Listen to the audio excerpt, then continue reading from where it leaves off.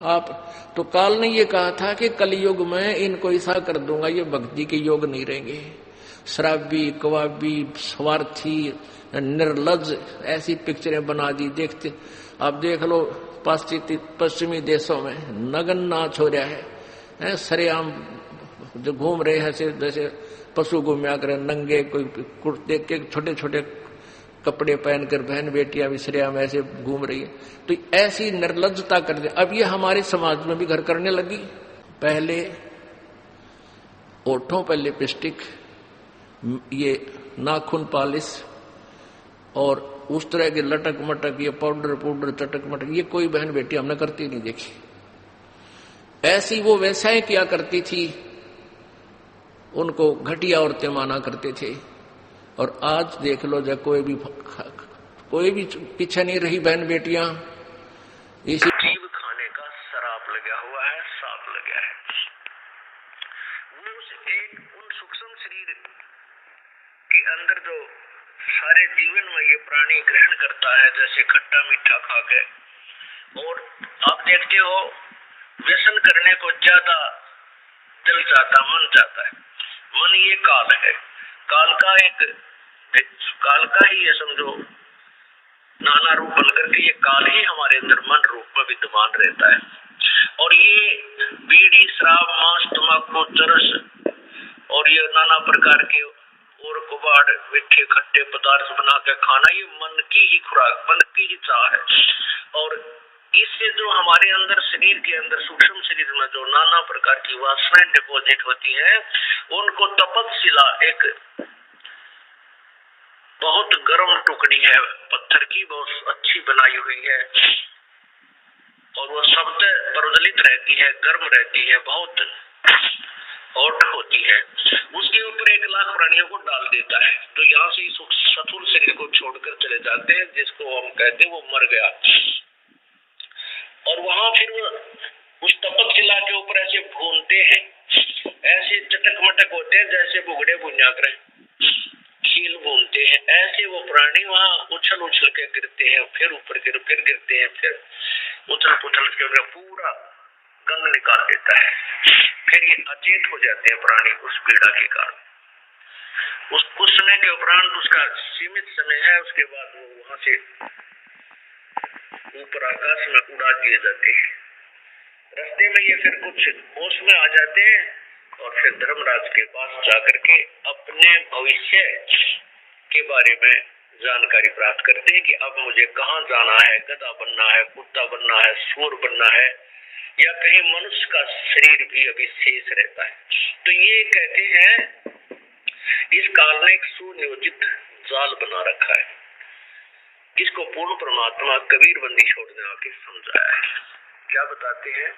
हमारा बुरा हुआ, कोई गधा बना, कोई कुत्ता, कोई सूअर, और फिर तपस्या के ऊपर जो हमें जलाया जाता है, वहाँ कैसे जलाया जाता है? ये अंदर एक सूक्ष्म शरीर है, स्थूल शरीर के ऊपर है। इसके माध्यम से हम जो भी आहार करते हैं, आप देखो महापुरुषों ने कितना ज्ञान दिया है कि शराब मत पियो, मांस मत खाओ, सुल्फा भांग मिट्टी मत खाओ, बुराई मत करो। तो हमने सबसे पहले बकवाद बनाई, हुक्का बनाया, बीड़ी बनाई, शराब का दी, और सारे ये शुरू कर दिए, सिगरेट ला गड्ढो मारे सट्टे। ये क्या बकवाद है? ये पीने और खाने की वस्तु है। लेकिन इसमें अपना आहार तैयार करवाना आपके माध्यम से। जितनी भी असली पिक्चरें आप देखते हो, असली कर्म करते हो, गंदी सोच रखते हो, वैसा ही मन के अंदर एक विशेष डिपोजिट होता है उसका।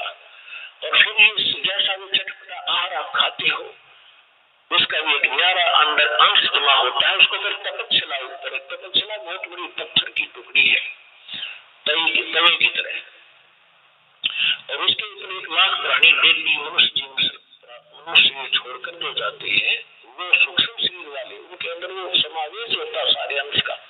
और वहाँ इतनी गर्म है वो, उसका फॉर्मेट भी नहीं बता सकते कितना है। उस पर पटक दिए जाते हैं, जैसे खील चटक होया करती है चावलों से बनाते समय, ऐसे प्राणी चटक मटक होते हो। आप मरते नहीं, ऐसी दुर्गति हो जाती है, तब उसके अंदर से वो गंध निकलता है और फिर उनको वहां से फेंक देता है ऑटोमेटिकली सब जीवों को। वो वापस आते हुए कुछ होश में आते हैं, तब उस समय वो धर्मराज के दरबार में परे दिखाई देते। फिर वो खड़े होते, उनको लाइन बनवा दी जाती है कि अपने संस्कार, अपने कर्म आधार से अपनी इजाजत लो और चलो नेक्स्ट लाइफ के अंदर। और इधर से माल व गंध निकला हुआ काल खा रहा होता है। परमात्मा से पूछा कि भगवान आपने कैसे दया करी कि भाई जब ये प्राणी तपस्या पे घूमने जा रहे थे तब मेरे को भगवान ने भेजा।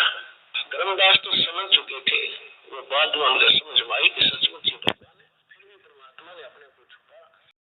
चाहे कोई IAS IPS अधिकारी है या कोई डॉक्टर इंजीनियर जज है, ये नहीं देखते तुम कर क्या रहे हो, क्योंकि ज्ञान नहीं है। किसी की आत्मा दुखावे, होए होए, उसका, ये परमात्मा के बच्चे हैं। आप कहते हैं जो तगड़ा व्यक्ति और निर्बल को सताता है उसकी आत्मा रोती है। आत्मा रोती है क्योंकि वो मुकाबला तो कर ही नहीं सकता किसी भी तरीके से। ताकतवर मीन जैसे कोई पद की ताकत है, पोस्ट की ताकत है, या वैसे अपने कोई घर कबीले में घने व्यक्ति हो जाए उनकी ताकत है, स्वयं बलशाली है, तो इस तरह का व्यक्ति गरीबों को सताता है। अपने से नीचे वालों को इतना तंग करता है कि जितना वो कर सकता है बिना ज्ञान के। तो यहां परमात्मा ने आके बताया है कि कबीर गरीब ना सताइए, जाकी मोटी हाय, और बिना श्वास की जीव से लो भस्म हो जाए। देखो, कहते हैं गरीब को ना सताना, आपकी ये हालत हो जाएगी, क्योंकि वो तो जीवित श्वास है, आत्मा से उसका कनेक्शन है, रो रहा है, उसकी आत्मा दुखी है, तो उसको जरूर प्रतिफल मिलेगा, 2 दिन पीछे मिल जाएगा। उदाहरण दिया है कि जैसे पहले एक धौंकनी होती थी, पशु के चाम की बनाई जाती थी, और लोहार और सुनार लोग उसी का प्रयोग करते थे। उसमें ऐसे एक हैंडल सा लगा लेते थे, उसको पकड़ के ऐसे करते थे, आगे उसका एक छोटा सा सुराख होता था उस चमड़े में, और वहीं से वो हवा लेती थी और फिर ऐसे छोड़ते थे, तो वो हवा फूंक मारती थी अग्नि में, ऐरन में, जहां पर लोहे को गर्म किया जाता था, पिघलाया जाता था। तो परमात्मा कहते हैं कि वो बिना जीव की श्वास, यानी मरे हुए पशु की खाल की श्वास ने लोह को भस्म कर दिया। और ये तो जीवित सांस है, आहे, जो आए है, कहते ये गरीब ने ना सताइए, जाकी मोटी हाय, और बिना जीव की श्वास से लो भस्म हो जाए। और तुम तो जीवित श्वास को दुखी करे हो, तुम्हारा क्या हाल हो जाएगा। तो इस काल ने हमें न्यों भी पाप एक दूसरे के साथ अपने कर्म बिगाड़ने के लिए सिस्टम पूरा फिट कर रखा है कि इनकी बिरान माटी कर दूं, और फिर ये अपने वो एक दूसरे का किया कर्म यहां भोगते रहे और आजीवन दुख पाते रहे।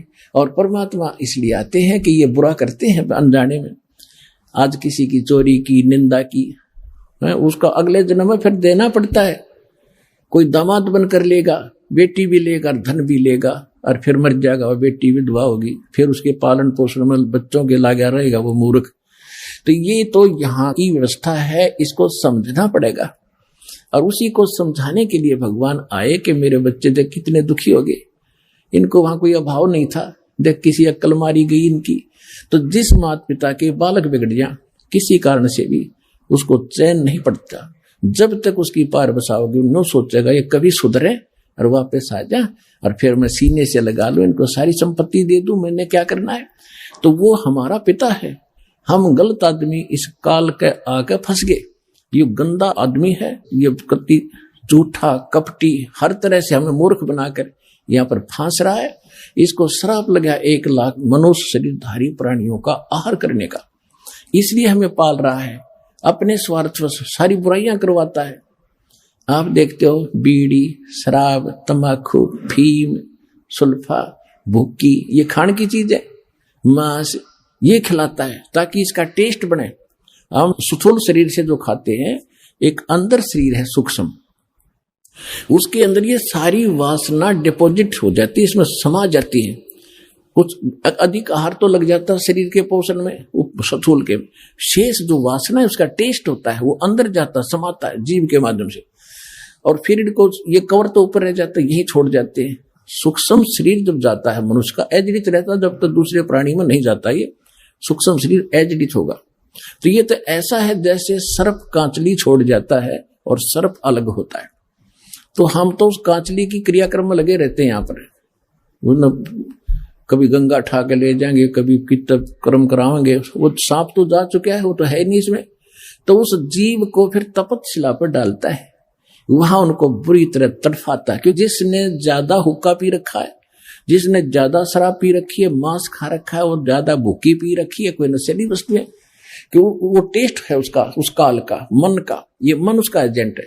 तो उनको ज्यादा समय तक उस तपतशिला पर जलना पड़ता है और वहां चटक मटक होते, हाहाकार मचती है। जिन्होंने थोड़ा ये बकवाद कर रखी होती है, वो थोड़े समय तक तपतशिला पर रहता है। तपत की टुकड़ी एक तवी है, तवा समझ लो, बड़ी ये तई होती है, बड़ी बड़ी रोटी बनाने की, इन पर रखते हैं भट्टियों पर। इस तरह की बहुत बड़ी है पत्थर की, और उसमें अपने आप गर्म होती है, उसके फारेनहाइट का भी अंदाजा नहीं कितनी गर्म है। और जिन्होंने ज्यादा यह मांस शराब तंबाकू प्रयोग कर रखा है और वासनाएं की है, तो वो ज्यादा समय तक दुखी रहते हैं, बहुत समय तक। उनको बहुत समय में ज्यादा माल होता है, उनमें तो देर से निकलेगा सारा। और जिन्हें कम कर रखी हो जल्दी फारिग होकर गधे कुत्ते बनोगे, फिर जाना कहीं नहीं, रहना यहीं पर है। तो जहां पर ये तपतशिला पर जीव भूनने जा रहे थे, परमात्मा वहां आकर खड़े हुए, अपने पुत्र जोगजीत का रूप बना के।